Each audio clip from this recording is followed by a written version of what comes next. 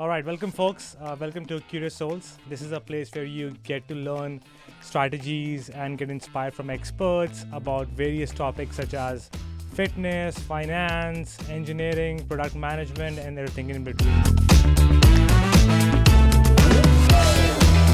Guest we have today with us, aspiring doctor turned fitness influencer turned a businesswoman. She's CEO of her own company, Herculette. If your profile is public on any of the social platforms, you get a lot of hate. The only person holding you back is you. And you are the only one who holds the power of your life. But it's so true. If you want something badly enough, you can get it. And you will make sure that you do. If you don't know where to start, just start small. It's your hair, it's your body, it's your life. You should be able to do what you want with it. All right, welcome, folks. Welcome to Curious Souls. This is a place where you get to learn strategies and get inspired from experts about various topics such as fitness, finance, engineering, product management, and everything in between. I'm Rishabh Jolly, and I have with me Ankita Mishra, my beautiful, gorgeous co-host. Ankita, why don't you go ahead and introduce yourself? Thank you so much, Rishabh, for being so kind. Hello, everyone. My name is Ankita Mishra, and we are so excited for yet another episode of Curious Souls. And I'm really excited about this one, guys. So the guest we have today with us is a aspiring doctor turned fitness influencer turned a businesswoman. She's the CEO of her own company, Herculette. She has around 189K Instagram followers and more than 500,000 TikTok followers with a 30.9 million likes. Oh my God. I'm so excited. And she lives in Arizona with her 3 cute dogs and she loves fitness. She has her program that you can join from anywhere in the world called the Boss Body Program. And she just launched her new apparel brand, which sold out in less than 30 minutes. Talk about that. Wow. So I came across her on Instagram and I'm so glad that we connected. And ever since we connected, she has been helping me with my fitness journey and she has been a role model when I look up to someone in terms of fitness. So please welcome Peyton. Hi! Thank you guys so much for having me. I'm so excited. I've never actually done something like this. I've never been on a podcast. And so when you asked me if I wanted to be a part of yours, I was floored. This is just an amazing opportunity. And I'm so happy for you guys. I think this is just the coolest thing ever. And again, I apologize if my voice sounds a little raspy.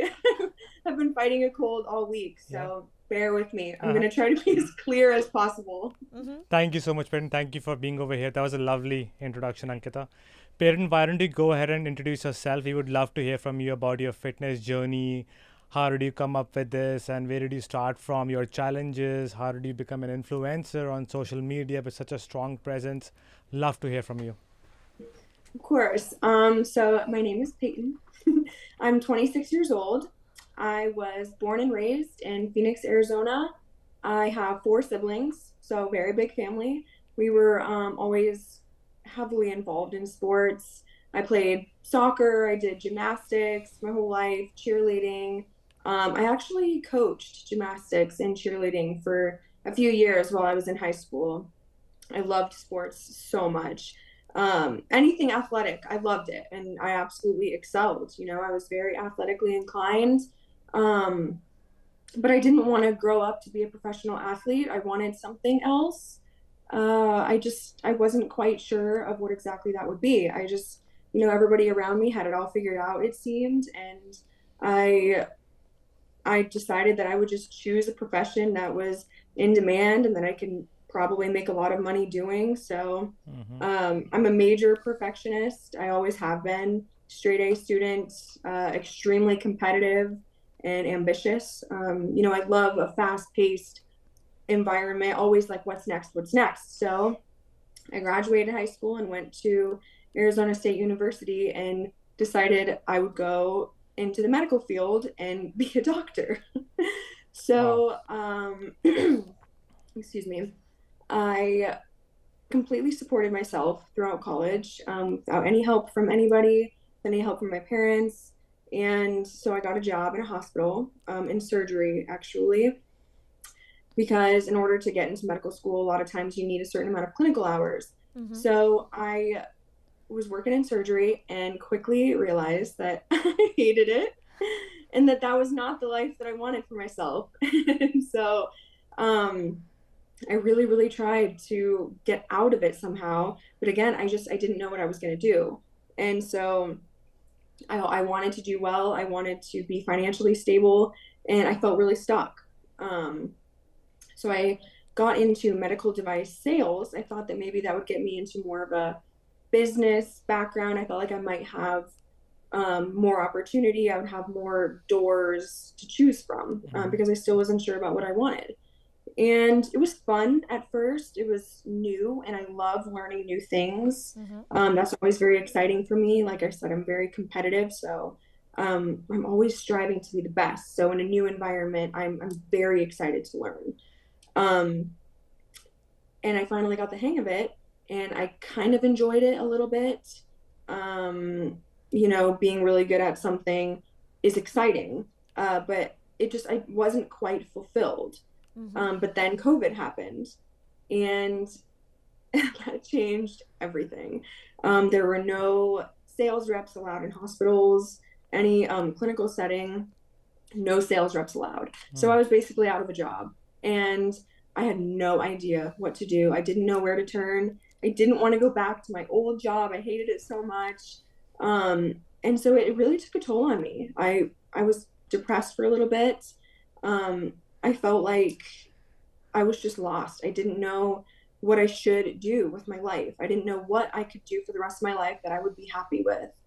And in the meantime, I decided to just get myself back on track, work on my mental health, get back in the gym. And as I did that, I was like, what the heck am I doing? I love the gym. I love sports. I've always loved sports. This has always been my passion. This has always been something I excelled greatly in. And, you know, there were a couple of fitness influencers that I followed on social media that I always in the back of my mind thought, that's so cool that they were able to do that this is their life. They get to just go to the gym for a living and inspire others to do the same, to be healthy and to take care of their bodies. And it was just one day, I remember I was talking to one of my friends and I said, I want to be a fitness influencer. That's what I want to do. Wow. Because this is what I love to do. This is something I've always loved to do. I've never gotten bored doing it. It's something I feel so passionate about. And so I just started. I started posting videos online every single day. And I tried to really just be myself. That's such an inspiring story. Yeah. I mean, I think each one of us struggle with finding that purpose. And like you described, it was like beautiful that you tried different things, and at the end it was right there in front of your eyes, but you were just so lost in like making maybe somebody else's dream or what you have heard that, okay, this makes a amount of money or something like that. But later when you explored more yourself, you were like, you know what, I love fitness, I love sports, why not a fitness influencer? Yeah. So that's so Yeah. inspiring. And I love the fact that, you know, you identified a theme that you want to be genuine, you want to be, you know, something very authentic. And that comes across from your posts and your reels and your, you know, on Instagram, that you are not just only doing fitness, but you're also showing your other side, which is like, you know, your sense of humor and things of Yeah. that nature. And people are able to connect to it. And, you know, because they can identify that, okay, you know, this is me. I am like her. And, you Right. know, I can also be on my fitness journey just like her. And, you know, she's not an alien from another planet. She's just like us, right? So that's amazing. I love that. Absolutely. Yeah. So this provides a good segue to our next question, which is like, let's talk about the elephant in the room.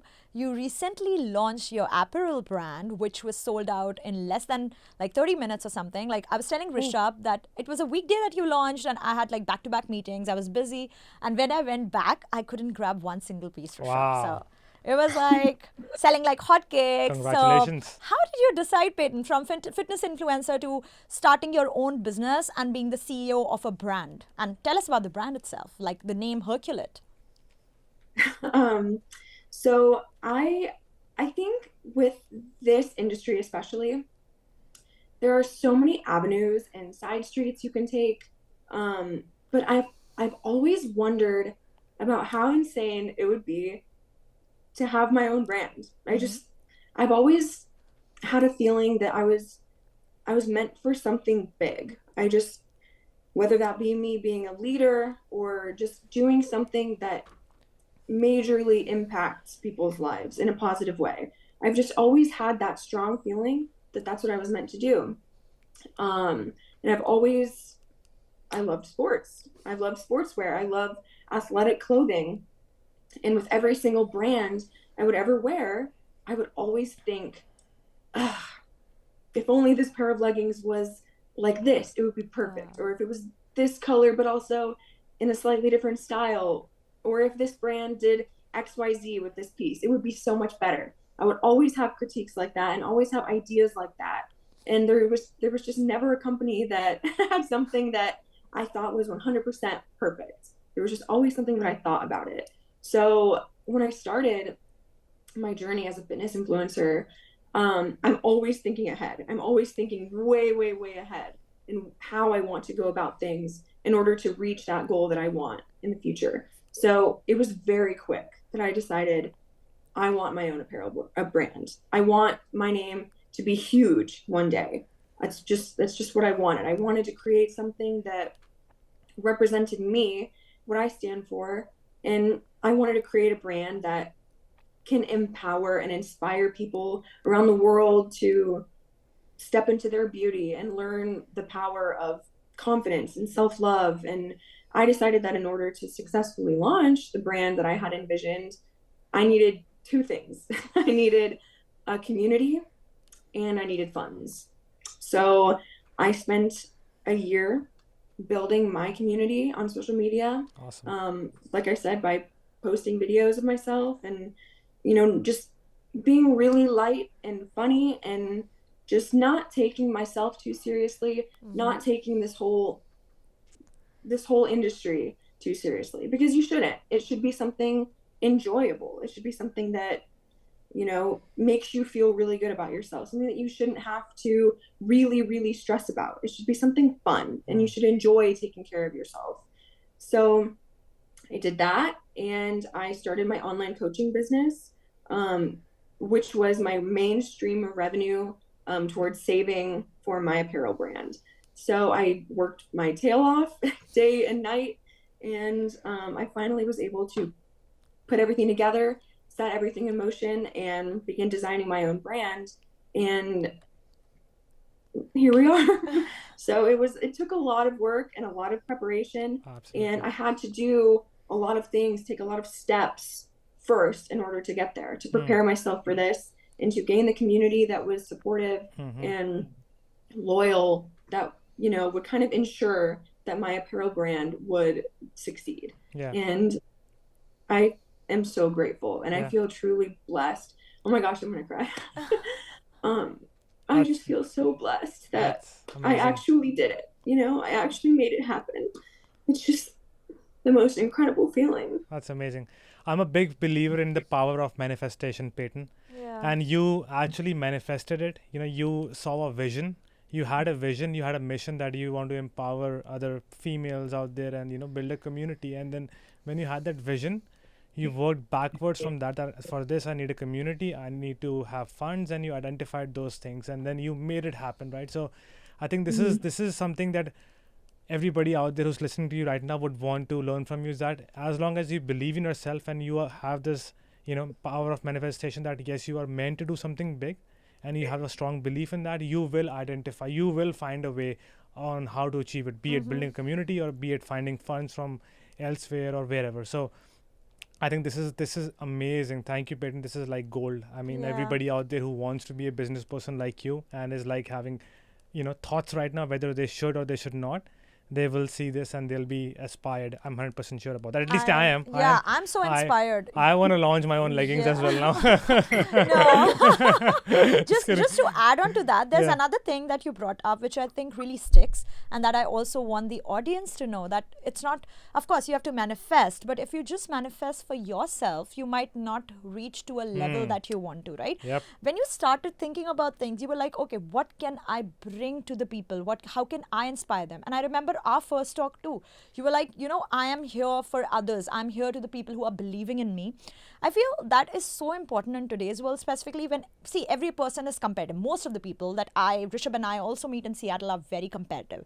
But it's not just about yourself alone. There is a max limit that you yourself can go. But then there is a more further limit where, if you inspire others, if you do something for the community, if you try to build a community and you try to help others, you will achieve. So that's another thing. Then when people are trying to achieve a goal, think about the kindness that you're bringing to the world. Think about your purpose. Think not just about only earning money, but what on top of that you are getting, right? Yeah. I want to ask, so the next question that I have, Peyton, is really close to heart, because Rishabh and I, we also love gym, you know that. And sometimes you post content, not always. We're not regulars posting just about fitness, because our page is more than just fitness. But whenever I have posted, and this is something that I also might have talked to you when we started talking, was like, whenever I post fitness content, I always get DMs, or my close friends also ask me like, how you're able to lift weights, and how you go able to go to the weightlifting area and not get intimidated by all the men surrounding you. So my question is that even in most of the South Asian cultures today, I feel weightlifting still is something that the men do, and women are more inclined towards HIIT, Zumba, and dancing or cardio, for example, because it's somewhere perceived that, hey, you have to lose weight, you have to look thin, slimmer. And when it comes to making muscle, having those perky muscles all over, that is what the men do. So my question to you is, what message do you have for the South Asian females specifically who are having these questions in their head, or who want to start their fitness journey? What message do you have for them? I think, for me at least, it all boils down to self-respect and self-love above all else. And that's kind of what my entire platform is about loving yourself completely. And I think traditionally, women playing sports, women bodybuilding, gaining muscle, etc., it was always something that was not socially acceptable. Men are supposed to work and be strong. Women are supposed to be gentle and have babies. But this just isn't that world anymore, and frankly, it hasn't been in a long time. We live in a world where women can do literally anything. They can work, they can vote, they can be a boss, they can own their own business, they can, be president, for goodness sake. So the worth and the power of women has finally been recognized. So I say, let's take full advantage of that and be our absolute best, most powerful selves every single day. Let's acknowledge our individual worth and realize that it is far greater than these dated societal norms, and step into our power as strong, independent, confident, self-loving women. All it takes is one person to make a difference, just one, and the rest will follow. So putting on muscle, it's not a manly thing. It's for anybody. If you want to be a woman with muscle, you can be a woman with muscle. If you don't want to have muscle, that's fine too. You can do whatever you want. It's your body, it's your life. You can look however you want. I dyed my hair blonde for a long time because I wanted to. I dyed my hair brown because I wanted to. It's your hair, it's your body, it's your life. You should be able to do what you want with it and to not feel shame for it. Don't not do something that you want to do out of fear of what others might think. Absolutely. Right? Because if somebody doesn't agree with what you're doing, who cares? It's not somebody you align yourself with anyway. So why should it matter? It shouldn't. And it doesn't to me. If anybody, says something negative to me, it's like, I don't align myself with you. I should not care about what you think or what you say. So I don't. I just keep chugging along because, again, it's my life. I get to look at myself every single day. I have to live my life every single day. So I do it how I want. And I think everybody else should too. Absolutely. Yeah. Agree. I totally agree. Yeah, it can be intimidating, but I think after listening to this episode, I'm damn sure if you agree with Peyton, please comment below and subscribe to our channel because this is so inspiring to me Yeah. also, like listening. And this was one of the major factors, Peyton, when we started talking, we connected because you were like just so confident. And I personally like confident people, irrespective of the gender. And I just feel that there'll be so many people listening to this and getting inspired. Yeah. I think it takes some time and some, muscle training in your mind to make sure that you're not affected by all the negativity that comes in from other people. Right. As humans, we generally get affected, but after reaching a certain point in your time when you are confident about yourself, you stop intaking all those negativity. But this is a really good message, Peyton. Thank you for that. Now, moving on to the next question. Ankit and I, we keep getting this question a lot on Instagram and on LinkedIn as well sometimes that, tell us about your fitness journey, or like as a person who's starting their fitness journey, where should I start from, regardless of the gender, right? And what are the must-dos and things of that nature? We wanted you to answer these questions because you are the expert in this area. So would love to get your thoughts on this. I kind of always just tell people the same thing, especially for those who are not really accustomed to this whole entire lifestyle just yet, but they're wanting to. I always say it's best to just start small and form the habits and fully commit to that small habit you're trying to form. Just commit to it. When you've lived a certain way for so long, it can be difficult to adopt new routines and habits, but it's just a routine. So, let's build that routine by starting small. 30 minutes of exercise a day, every single day. Whether it's just walking or cycling or even weightlifting, if that's what you're wanting to do, and be mindful of the things that you put into your body. If you don't want to go full force, completely just cold turkey, new lifestyle, I think that the best way to do it is slowly. You want to adopt those habits. You want to get used to this lifestyle, kind of experiment with little things, see what your body does and does not respond well to, and take care of yourself. Food is fuel. Absolutely. You don't put French fry oil in a car to get it to move, right? You give it what it needs. So, and that's what your body needs. In order to run efficiently, it needs nutrients, it needs proteins, it needs carbohydrates, natural forms of energy. As those habits begin to form, you'll be able to dive deeper and deeper into this journey of yours, challenging yourself and working towards your goals using these newly found habits and routines that absolutely will get you to where you want to go. So if you don't know where to start, just start small by 30 minutes of activity every single day and spending your days being extremely mindful of what you're putting into your body. That's really it. Yeah. That's really what you should do to begin. And once that becomes something that you're used to and it becomes just kind of a second nature habit, challenge yourself a little bit more, and then a little bit more, and then a little bit more until you're an expert too. Absolutely. And you've reached your goals. And then by the time you've reached those goals, you'll have new ones and you can just keep going and going and going. So love that. So start small, form a habit so that it becomes a routine, and then progressively overload. Love it. Yeah. I love it. I love that because I think it can be just too intimidating. I remember my first time when I went to the gym in India, and it's just it's so much, right? I mean, what to do, how to use certain things. I don't want to look at like a fool in front of other people who are just killing it in the gym. So I feel, yes, it can be so intimidating. And I love what you said because that is something that we also read in the book Atomic Habits, that if you want to form a habit, just start by doing it. Once you start doing it, you just prime your brain that, hey, this is not that difficult. This is not that huge of a deal that you're making it. And this is how it is done. And I believe in today's world, people can join your program or people can look into your videos from anywhere in the world and they can get inspired. So I'm saying, there's so much of information today that people should just pick up one video or watch one TikTok or your Instagram post and go about and doing things. So exactly. Yeah. Exactly. And the way that I started, because I mean, at one point I was a beginner. I didn't know how to use all of the equipment at the gym. So what I would do is I would get on the treadmill at the gym and I would walk. I would watch everyone. Do their workouts and what sort of movements they were doing. And I would kind of just make mental notes of all those things that they were doing, and what exercises they were doing together.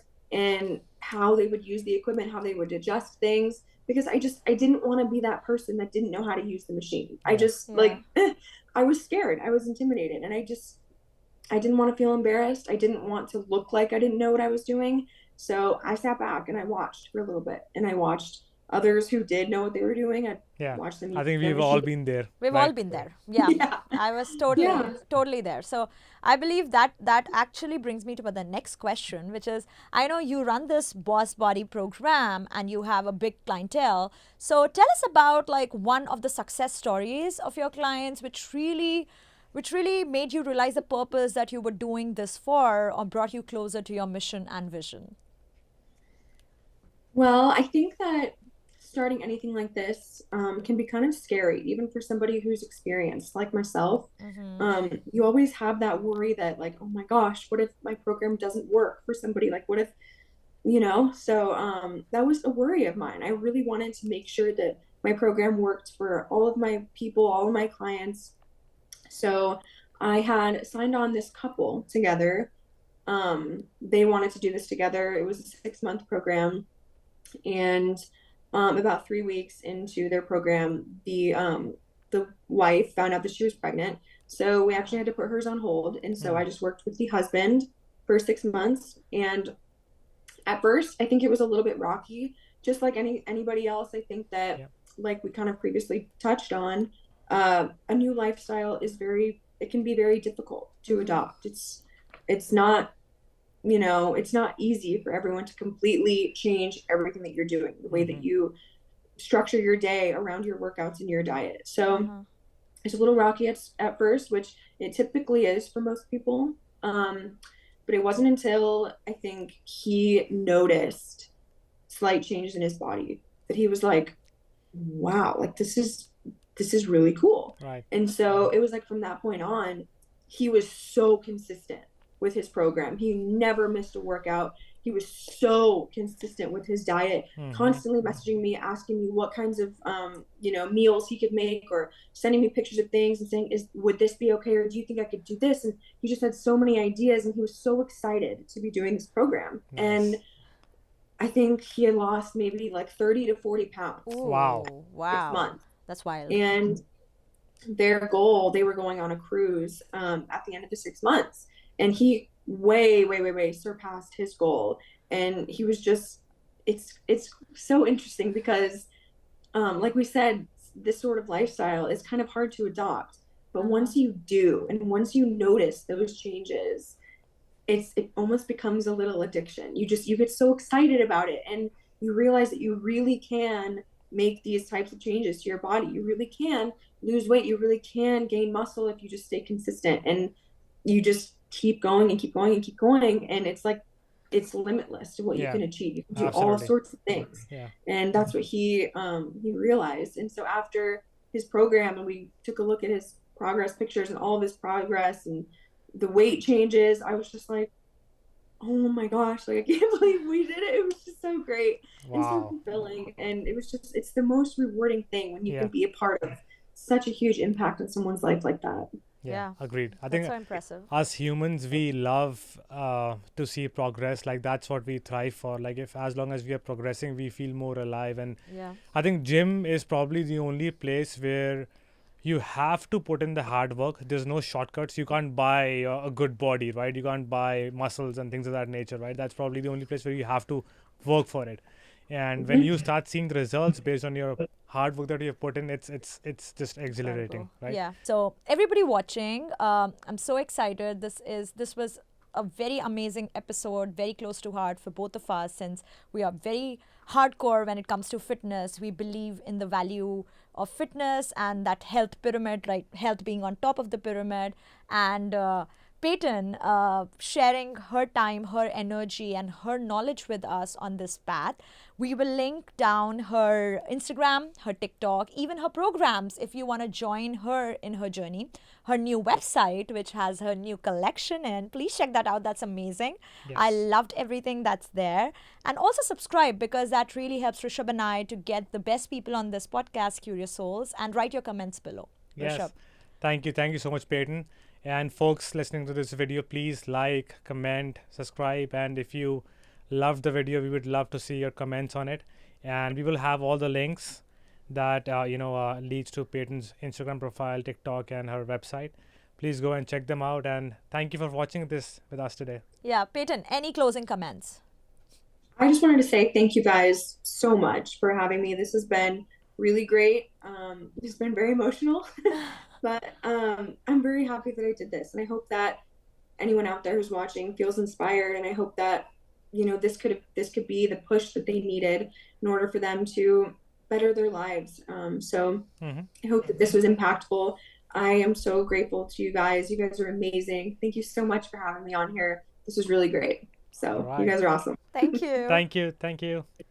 I'm from very much a product of India, very much a product of all these small towns, but also because I've been an immigrant in Canada, I'm an immigrant in America, it's very much part of my soul. Daring to be different really did speak to me because it is the essence of the book. You know, it's a lot about whether you are a quiet person, an introvert, an immigrant, a person of color, a woman, you often find yourself in rooms where you look very different and you sound very different. Absolutely. But the people, especially in a multinational company like Microsoft. Up until like 2010s, it was everybody wanted to be a part of the tribe. Right. And now people are breaking up and saying, no, you know what? I have different values. I bring different things to the table. So this is me. Have a goal, and no matter what comes in my way, I have to go for it, right? People who are studying, I'm sure they're in universities, right? They're applying for jobs. And when they are graduating, maybe that deadline is like after a year or 2 years they're graduating, the tech industry might have changed so much. So what tips and tricks do you have for such folks? Say, oh, I'm done with my college, I'm done with learning. You have to be a lifelong learner in technology, which is something that actually excites me. I love reading, I love learning.